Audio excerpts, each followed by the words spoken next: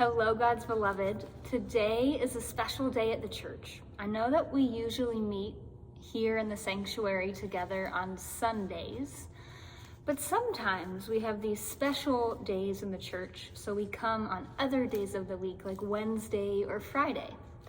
Today is the special Wednesday in how the church tells time. Do you remember, sometimes close to Easter, we pull out things like these leaves and we wave them as we walk into the sanctuary and cheer silly words? Well, today, Reverend Daniel and I got to take these leaves that are from last year and we got to set them on fire and make them into a little ball of ash.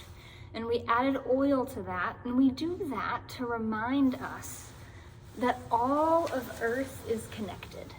That God made everything that we see, everything that has ever lived and everything that has ever died has been held and made in God's love. So today is a day that the church gets together and we remember that together.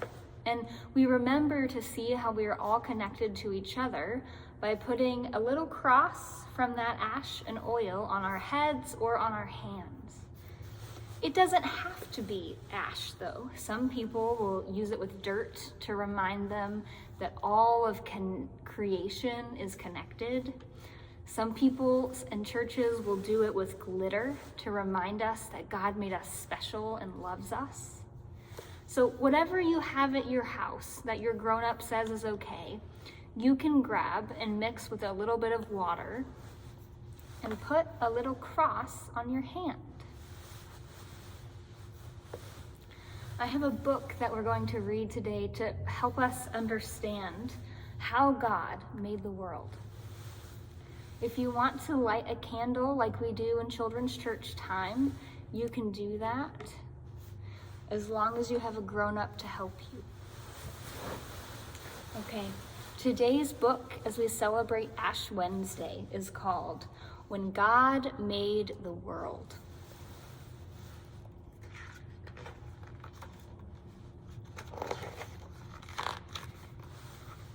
In the very beginning, before anything was, before God started doing what it is that God does, when all that existed was wide open space, God imagined a universe and began to create.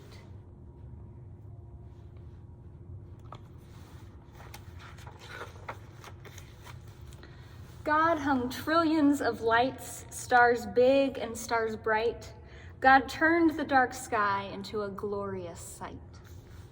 God put planets in places with moons in some cases, and galaxies that reach the outermost spaces. God made comets that fly and tails through the sky, with asteroids and meteors that sometimes zoom by.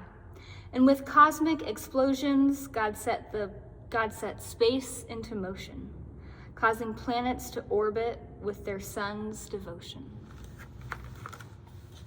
So God made even the stars and the planets and space itself. And somewhere amid all that swirling light, inside a cluster of milky white, among stars and planets and cosmic dust, God made a place for the story of us. Because when God made the world, God displayed heaven's glory for you and for me and for all of the world's stories. Do you see the galaxy of white?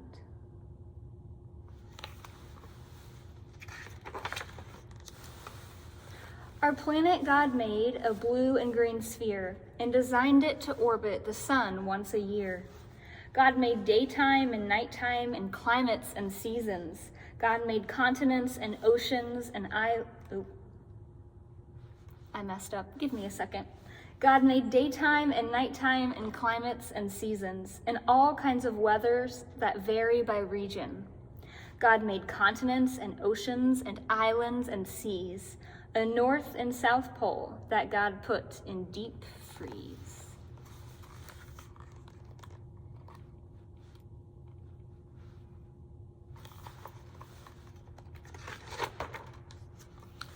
God carved rivers and brooks and mountains and caves, made beaches with sand and huge crashing waves. God made tropics and plateaus and glaciers and meadows, marshes and tundras and erupting volcanoes. How many of those can you see in this picture?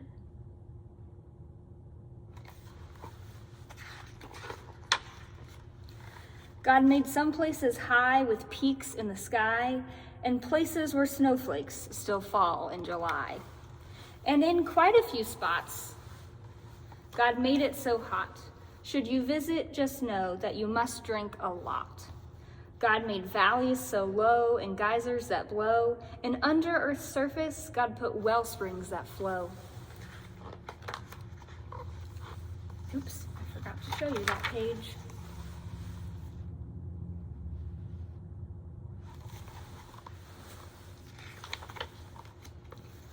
With gardens and forests and other things green, God made earth come to life using soil and seed. God made cypress and pines and bushes and vines and all kinds of trees with the leaves that God designed.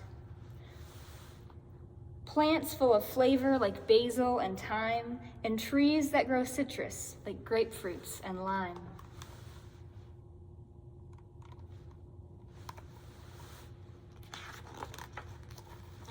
God made flowering plants and plants that enchant. While most you can touch, God made some that you can't. Roses be warned with prickly thorns, and there's an African melon God made covered in horns. And poison ivy's backlash, it'll give you a rash. Wherever it touches, you'll itch and you'll scratch. But don't let that stop you. Run barefoot through the grass. Pick a flower or two, or a bouquet, perhaps. Find a tree you can climb, or with a seat and some twine, build your very own swing or a backyard zip line.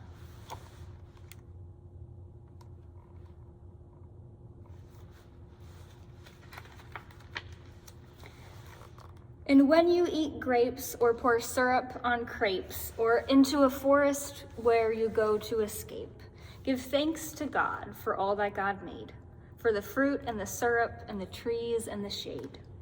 Because when God made the world, God did all that God could to create every detail for our joy and our good.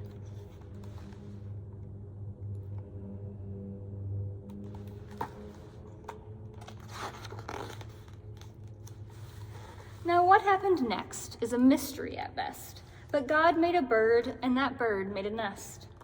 So God filled the sky, perhaps over time, with birds and more birds that learned how to fly. God made bluebirds and blackbirds, big birds and small birds, a few birds quite absurd, and the loudest bird you've ever heard. Crows who crowed and doves that cooed, chickens that clucked and owls that hooed, robins chirped and pheasants whirred. The world got noisy when God made birds.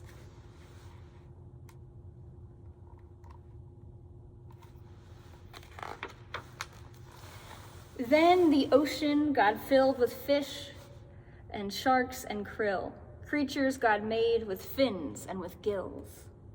Swordfish and trout, fish sleek and fish stout, and whales that made God to breathe through a spout.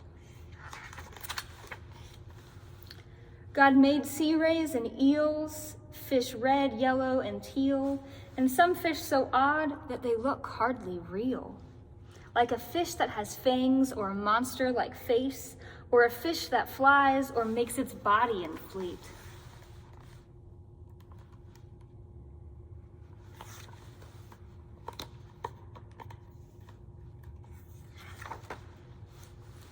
And wherever a river, ocean, or sea touches dry land, there's likely to be all sorts of creatures living their lives, on land and in water. That's how they survive.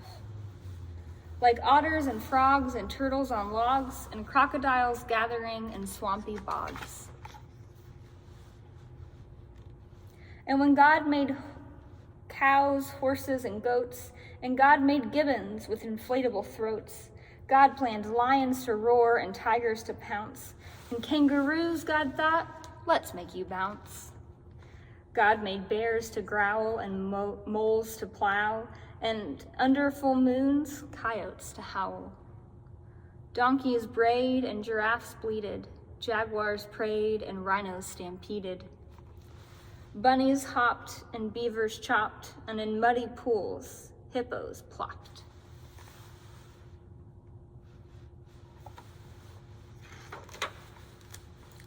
Yes, all living creatures, from whales to snails, from those covered with feathers to those covered with scales, each God designed with a home in mind to develop and evolve if needed over time.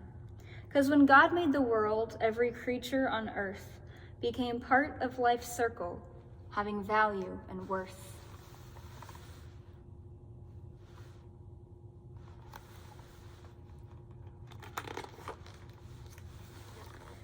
And God made people, like you and like me.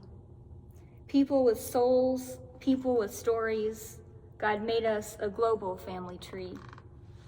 God made us all flesh and bone, covered in skin, and made all of our bodies have hearts beating within.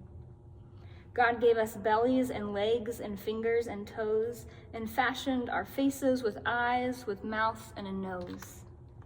God made our bodies uniquely equipped for walking and talking, for eating and to skip. God wired our brains to feel love and feel pain, to process and learn and to read and retain. But despite all we share, we're also unique. God made us all human with just a few tweaks. Each of our faces, bodies, and traits, our skin tones, our features, God did create. God made some people shy and some people loud, and some people who thrive in the midst of a crowd. Some make music and some like math, and some are prone to blaze their own path. But always remember, because this much is true, God had a purpose for making you.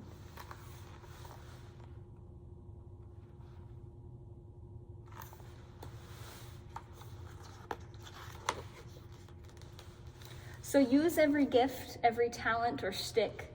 Make the world better with your God-given trick.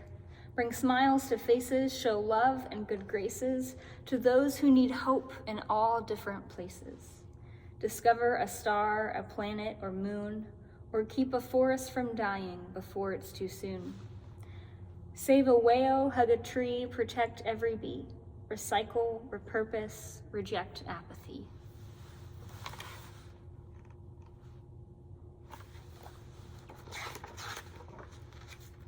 Because all of creation whispers God's stories. The mountain, the ocean, the blue morning glory. The raindrops, the sunshine, the grapes on the grapevine. With nature, God gives us a glimpse of divine.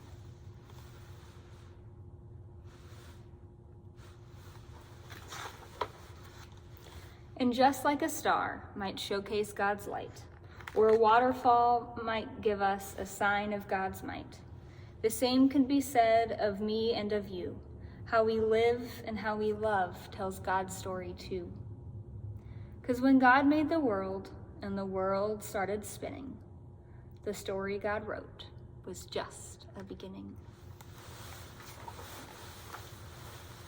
So this book was called When God Made the World. And it reminds us, just like the ashes or the dirt or the glitter that we'll put on our foreheads or our hands or that we'll see other people wearing today, remind us that we're all connected and that everything that exists, God has made. And that everything God has made, God loves. And that includes you, God's beloved. I will see you on Sunday. This part of the sanctuary will be transformed into the playground. I will see you then. We're going to keep talking about dirt and planting new things. I'll see you soon. God loves you, and so do I.